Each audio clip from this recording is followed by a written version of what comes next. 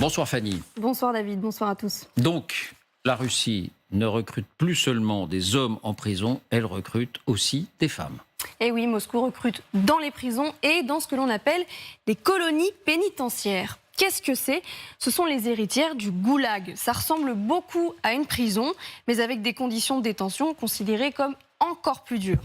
Les détenus y travaillent souvent, ils peuvent être interdits de parler ou de s'asseoir pendant une journée ou obligés de garder les mains dans le dos, par exemple. Souvenez-vous, c'est dans l'une d'elles, au centre de la Russie, en Mordovie, qu'était détenue la basketteuse américaine Brittney Griner avant sa libération début décembre. On estime qu'il y a environ 684 de ces colonies en Russie. Et c'est bien là, effectivement, que des détenues femmes sont sollicitées pour rejoindre l'offensive menée en Ukraine. Qui donne cette information? Eh bien, regardez cette déclaration. Un train de transfert de prisonniers se dirigeant vers la région de Donetsk a été repéré. L'un des wagons transportait des femmes prisonnières. C'est ce qu'indique l'état-major général de l'armée ukrainienne. Ces informations sont évidemment invérifiables, mais ces recrutements sont documentés par deux sources. D'abord, la russe Olga Romanova, directrice de l'ONG La Russie emprisonnée, considérée comme une source fiable. Elle cite deux exemples. Celui de la région de Krasnodar, c'est dans le sud de la Russie, près de la ville plus précisément de Khrouchtchevka. Elle mentionne aussi la colonie pénitentiaire de Sijne. Cette fois, c'est dans le Donbass, c'est sur le sol ukrainien, dans une partie du Donbass contrôlée par les Russes depuis des années, dans la région de Donetsk.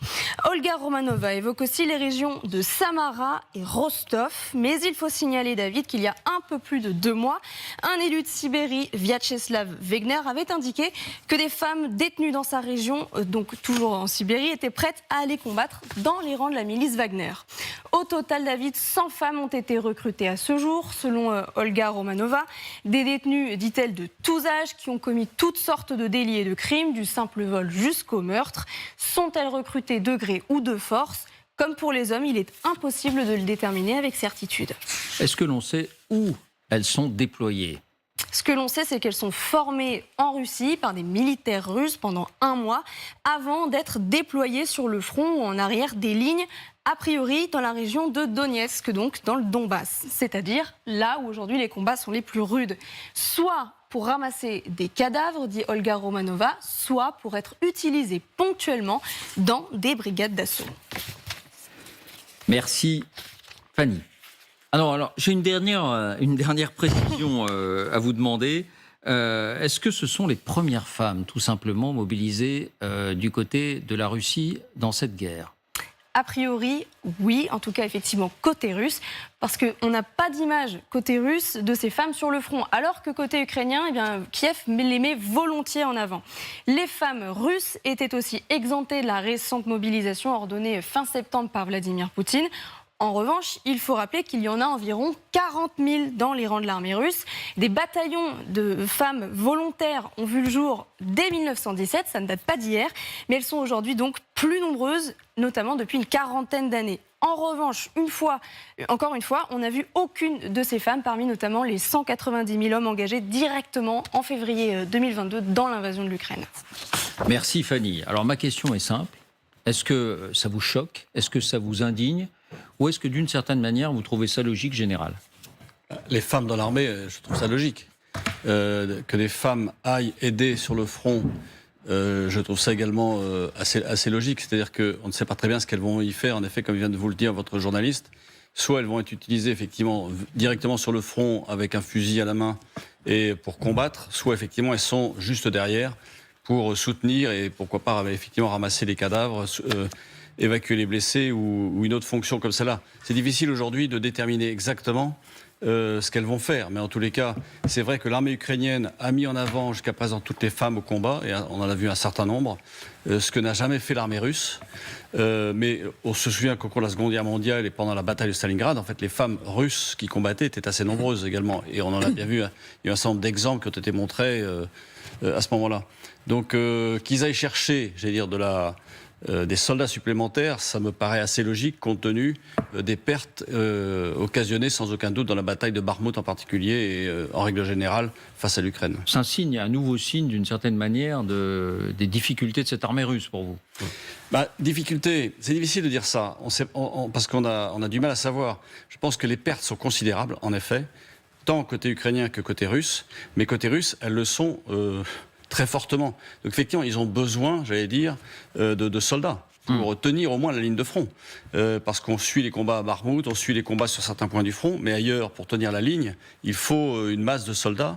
Et cette masse, depuis le début, on voit bien que les Russes, pour compenser la masse d'armement donnée par les Occidentaux côté ukrainien, utilisent la masse de soldats, puisqu'il y a une population qui est beaucoup plus nombreuse en fait que la population ukrainienne. Isabelle, votre sentiment à vous quand vous avez appris cette information? Mon premier sentiment, c'est de me dire que la mobilisation annoncée par Vladimir Poutine il y a quelques semaines n'a pas marché, n'a pas fonctionné. Et qu'en fait, la seule mobilisation qu'il arrive à faire, c'est à tenir l'effort de guerre à Bakhmout, sans d'ailleurs prendre totalement la ville, parce qu'elle n'est pas encore tombée, et qu'il a besoin à la fois de chair à canon et à la fois de renforts pour alimenter l'encadrement, pour faire les petites mains, etc. Donc c'est clair. Pour moi, il a interdit à Prigojine de continuer à recruter dans les prisons. Continuer à se servir dans les prisons. Et maintenant, c'est l'armée russe qui fait la même chose. Shoigu a recruté, le ministre de la Défense a recruté des prisonniers dans les prisons pour les envoyer sur le front ukrainien. Et là, c'est les femmes. Et si ça continue dans un mois ou dans 2 mois, on ne pourra pas non plus exclure que ce soit je sais pas, des encore plus jeunes hommes. C'est-à-dire que visiblement, il y a un manque de recrues. C'est une guerre et surtout les combats à Bakhmout extrêmement consommatrices en force humaine. Selon les estimations, les Russes ont perdu déjà 130 000 hommes. Et en fait, ils ont besoin de troupes nouvelles pour affronter les Ukrainiens. Donc, ils piochent dans le bataillon des femmes. Il y a aussi une autre chose, c'est que vu le sort qui est réservé aux Russes à Bakhmout, et notamment aux soldats de Wagner, qui sont vraiment, c'est une boucherie, les prisonniers, ou pas d'ailleurs, où les recrues simples sont envoyées, absolument, c'est de la chair à canon, elles sont envoyées à une mort certaine, ça dissuade quand même assez considérablement tout volontariat masculin de s'engager dans la guerre. Donc il y a un vrai problème. Donc soit les gens essayent de fuir pour ne pas être engagés, et en tout cas ils se pressent pas, il n'y a pas des queues pour s'engager dans l'armée russe aujourd'hui. Oui, Yelena, j'imagine que vous aviez entendu parler de ça. Alors en tout cas, Olga Romanova, qui est spécialiste de la question, dit que ce n'est pas la première fois qu'elle reçoit ce genre d'informations.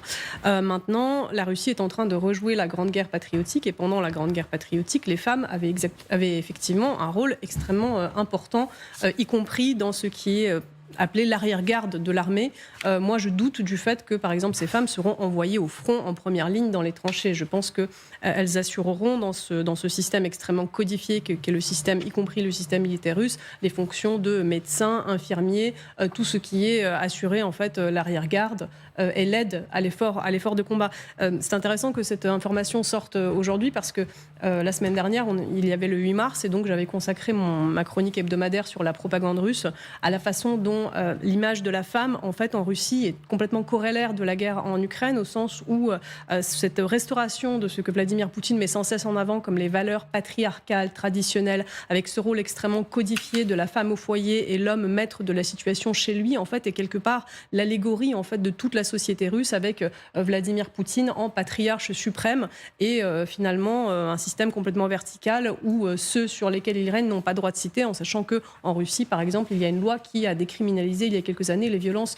domestiques. Donc en fait, cette journée du 8 mars, telle qu'elle est célébrée en Russie, ce n'est en rien une journée internationale des droits de la femme, ce qu'elle est censée être. C'est une journée où les femmes reçoivent des fleurs, disent merci, et Vladimir Poutine, lors de ses vœux, justement, les a félicitées pour soutenir leurs hommes qui sont dans l'effort de combat et pour effectivement être les héroïnes à domicile, celles qui assurent à leurs hommes le sentiment d'avoir une parcelle de leur foyer alors qu'ils sont en train de défendre leur patrie. Donc en fait, dans le discours officiel russe, c'est exactement comme cela que c'est présenté. Et enfin, lors de ses vœux, de fin d'année traditionnelle le 31 décembre. Vladimir Poutine, évidemment, puisqu'on est en pleine grande guerre, soi-disant patriotique, du côté russe, alors que c'est une guerre d'agression, évidemment, mais je parle là de la façon dont le mythe est présenté vis-à-vis de l'opinion publique, eh bien, il avait derrière lui des soldats, des héros, des officiers, en fait, qui participaient à l'opération dite spéciale. Et là-dedans, donc dans cette foule d'hommes, il y avait 2 femmes.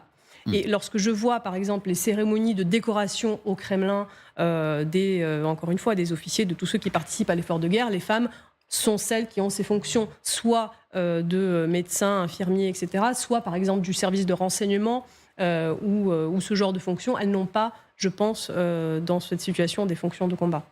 Bien.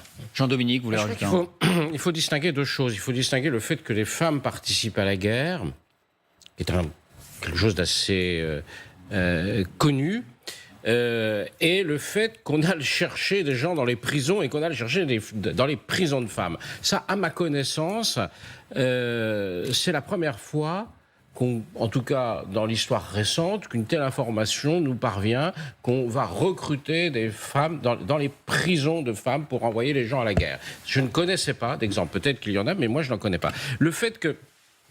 Donc ça dit 2 choses. Isabelle l'a bien dit, il y a la question du recrutement. Manifestement, c'est difficile de recruter. Et en général...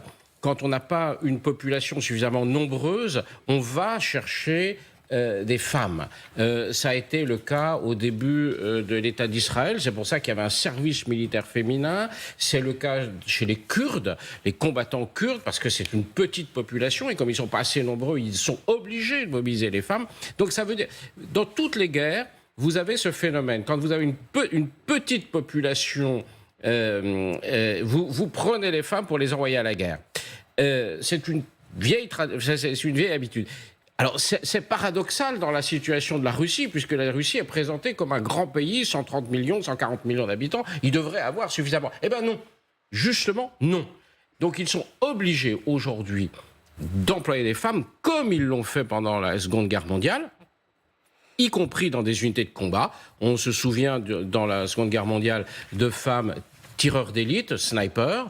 On se souvient de femmes dans une unité d'aviation harcelant les troupes la nuit à partir de petits... les troupes allemandes à partir de petits avions. C'est des grandes sagas de la Grande Guerre patriotique.